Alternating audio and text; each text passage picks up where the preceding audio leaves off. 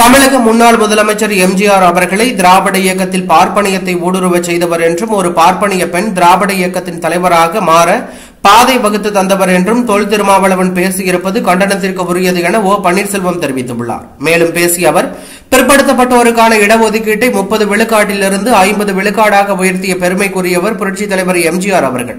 69 விழுக்காடு இடஒதுக்கீட்டிற்கு சட்ட பாதுகாப்பு வாங்கிக் கொடுத்தவர் சமூக நீதி காத்த வீராங்கனை புரட்சித் தலைவி அம்மா அவர்கள். எல்லோரும் எல்லாமும் பெற வேண்டும், இங்கு இல்லாமை இல்லாத நிலை வேண்டும் என்று அனைத்து தரப்பு மக்களுக்காகவும் பாடுபட்ட புரட்சித் தலைவர் எம்ஜிஆர் மற்றும் புரட்சித் தலைவி அம்மா ஆகியோரை விமர்சிப்பது நியாயமற்ற செயல். வருகின்ற தேர்தலில் கூடுதல் தொகுதிகள் வாங்க வேண்டும் என்பதற்காகவோ அல்லது கூட்டணி அமைச்சரவையில் இடம்பெற வேண்டும் என்பதற்காகவோ திமுகவையோ அல்லது திமுக தலைவரையோ திருமாவளவன் அவர்கள் புகழ்ந்து பேசுவதில் யாருக்கும் எந்தவித மாறுபட்ட கருத்தும் இருக்க முடியாது. அதே சமயத்தில் மக்கள் செல்வாக்கு பெற்ற சாதி மதங்களை கடந்த மறைந்த தலைவர்களை விமர்சிப்பது என்பது நாகரிகமற்ற செயல்.